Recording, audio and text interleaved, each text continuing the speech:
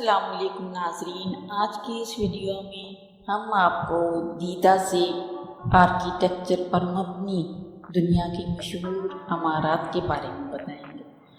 اس سے پہلے کہ ہم ان کے بارے میں بتائیں، آپ سے درخواست کرتے چلیں کہ یوٹیوب کے اس منفرد چینل دلکش ٹی وی کو سبسکرائب کرتے ہوئے ساتھ موجود گھنٹی کے بٹن کو بھی دبا دیں تاکہ ہر نئی آنے والی ویڈیو کی نوٹیفیکیشن آپ تک باقاعدگی کے ساتھ پہنچتی رہے۔ آئیے ناظرین، چلتے ہیں آج کے موضوع کی جانب۔ دنیا میں ویسے تو آسمان کو چھوتی حجم میں بڑی خوبصورت اور سہولیات کی حامل کئی شاندار عمارتیں موجود ہیں، لیکن کسی بھی عمارت کی تعریف صرف اس کی اونچائی یا لمبائی دیکھ کر نہیں کی جا سکتی، بلکہ اس کی بناوٹی خوبصورتی اور پرکشش منظر دیکھ کر بھی کی جاتی ہے۔ ہم بھی آج دیدہ زیب آرکیٹیکچر پر مبنی دنیا کی چند مشہور عمارات پیش کر رہے ہیں، جن کے بارے میں جان کر آپ یقیناً محظوظ ہوں گے۔ بیجنگ نیشنل اسٹیڈیم، چین۔ ماہرین تعمیرات آئی دیوی پیریڈی میرون، جیکوئس ہرزو اور لیزنگ کے ڈیزائن کردہ اس آرکیٹیکچر میں خلا کے موضوع کا استعمال کیا گیا ہے، جو اس کی نوعیت پر پورا اترتا ہے۔ اس کا مختصر نام پرندے کا گھونسلہ ہے، جو اسے فطرت کا عکاس بناتا ہے۔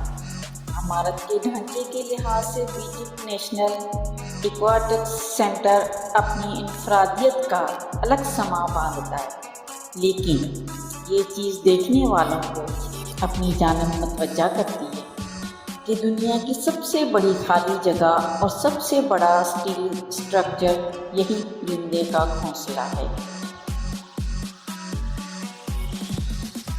پومپئی ڈاؤ سینٹر، فرانس۔ ماہر تعمیر رینزو پیانو کا ڈیزائن کردہ پومپئی ڈاؤ سینٹر مستقبل کے ساتھ ہم آہنگی کی حقیقی مثال ہے۔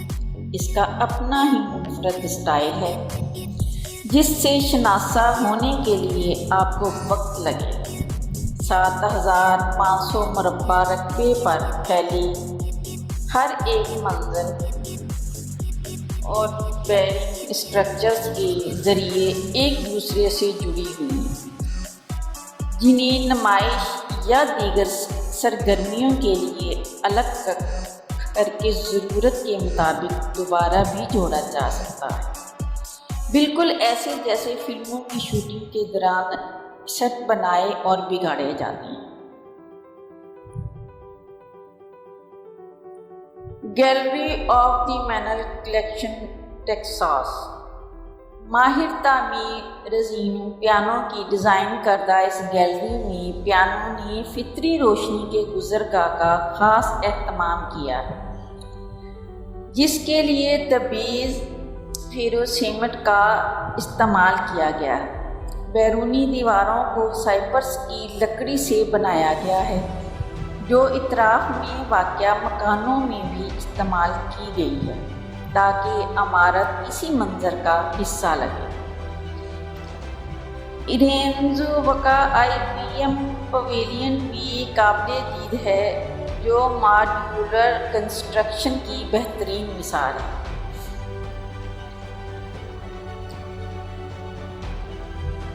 گگنہیم میوزیم، اسپین۔ ماہر تعمیر فرینک گیری کے شاندار ڈیزائن پر مبنی کام کے بغیر یہ فہرست کبھی مکمل نہ ہوتی۔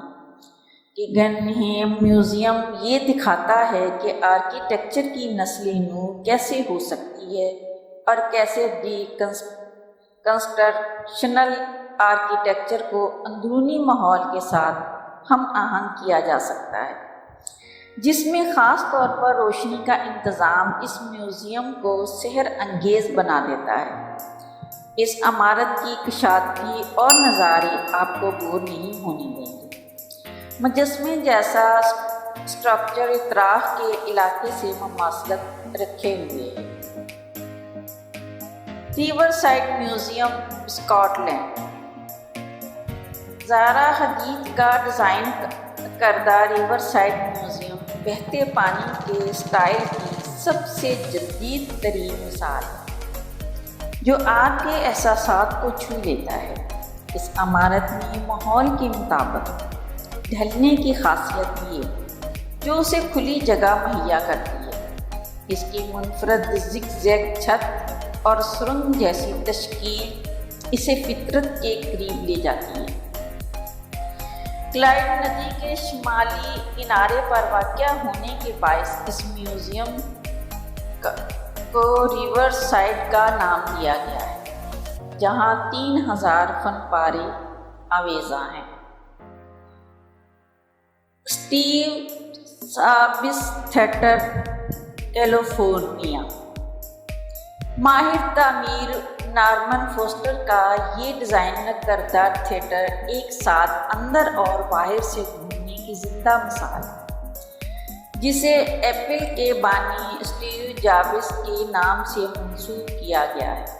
منفرد 155 فٹ مینالک کاربن فائبر کے ساتھ شیشے کی بنی اڑن تشتری دنیا کے لیے علامت کے اظہار کے طور پر بنائی گئی کہ ایپل کو اب بھی ستاروں کو چھونا ہے۔ اسٹیو جابز تھیٹر کا سب سے حیران کن عنصر کھلا ٹاپ فلور ہے۔ اس میں کوئی فریم، پائپ اور تار نظر نہیں آتے۔ انہیں ہر ایک گلاس یا اسپیکرز پینل کے اندر چھپایا گیا تاکہ اس کی سادگی اور خوبصورتی پر کوئی آنچ نہ آئے۔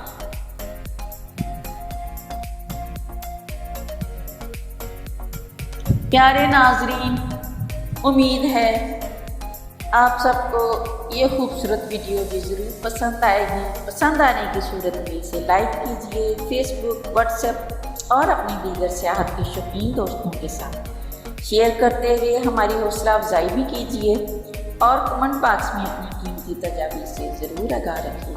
آج کی ویڈیو میں بس اتنا ہی۔ اللہ نگہبان۔